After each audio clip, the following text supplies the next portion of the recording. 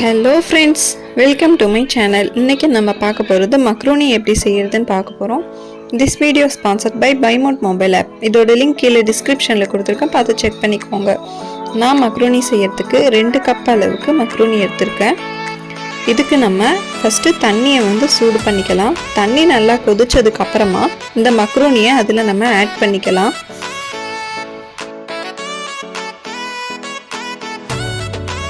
இப்போ இது கூடவே நம்ம உப்பு ஆட் பண்ணிக்கலாம். நான் கல் உப்பு சேர்த்துருக்கேன். இப்போ இதில் கொஞ்சமாக ஆயில் மிக்ஸ் பண்ணிக்கலாம். மக்ரூனி அப்போ தான் ஒட்டாமல் வரும்.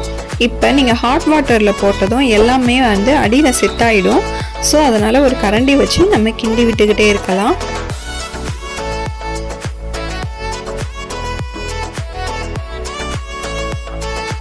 இப்போ நம்மளுக்கு மக்ரோனி வெந்துடுச்சு.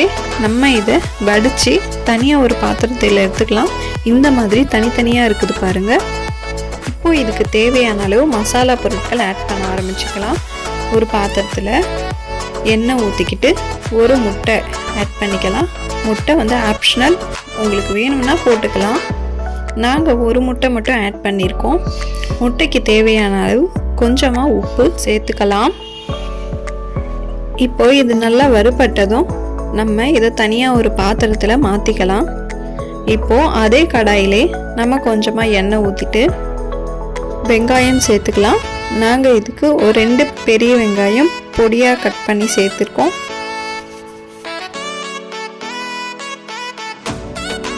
இப்போ இதுக்கு தேவையான அளவு உப்பு போட்டுக்கலாம். இதில் நம்ம தூள் உப்பு தான் போடணும், கல் உப்பு போடக்கூடாது. அது நம்ம கொஞ்சமாக போட்டுக்கலாம். ஏன்னா மக்ரோனியில் ஏற்கனவே தனியாக நம்ம உப்பு போட்டிருக்கோம். அதனால் இதில் கொஞ்சமாக வெங்காயத்துக்கு தேவையான அளவு மட்டும் போட்டுக்கலாம். இப்போ வெங்காயம் நல்லா வணங்கினதுக்கப்புறமா தக்காளி நம்ம ஆட் பண்ணிக்கலாம். இதுக்கு நான் மீடியம் சைஸ் தக்காளி 2 எடுத்து கட் பண்ணி வச்சுருக்கேன். இப்போது தக்காளி கொஞ்சமாக வணங்கினதும் இது கூடவே நம்ம கேப்சிகம் ஆட் பண்ணிக்கலாம். நான் இதில் ஒரே ஒரு கேப்சிகம் மட்டும் போட்டிருக்கேன். இதை கொஞ்சம் பொடியாக நீங்கள் கட் பண்ணி போட்டிங்கன்னா நல்லாயிருக்கும். இப்போ இது கூடவே 1 டீஸ்பூன் மிளகாய்த்தூள், 1/2 டீஸ்பூன் மஞ்சள் தூள், 1/2 டீஸ்பூன் சீரகத்தூள், 1/2 டீஸ்பூன் மிளகுத்தூள், வீட்டிலே அரைச்ச கரம் மசாலா அது ஒரு 1/4 டீஸ்பூன் இருந்தால் போதும். கரம் மசாலா இதில் நம்ம அதிகம் சேர்த்துக்க வேண்டாம். இப்போ பாருங்கள், இதில் நமக்கு நல்லா எண்ணெய் பிரிஞ்சு வந்துடுச்சு. நம்ம இது கூடவே நம்ம வறுத்து வச்சுருந்த முட்டையை ஆட் பண்ணிக்கலாம். இது மசாலா கூடவே இதை நல்லா நம்ம வணக்கி விட்டுடலாம்.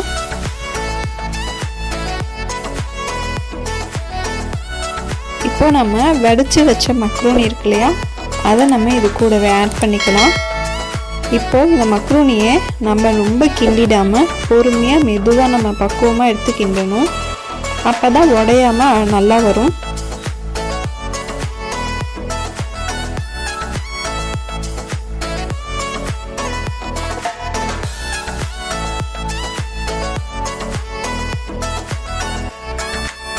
இப்போது இது கூடவே நம்ம பொடியாக நறுக்கின கொத்தமல்லி தழை நம்ம மேலே தூவி விட்டு அதையும் நம்ம பெரட்டி விட்டுடலாம்.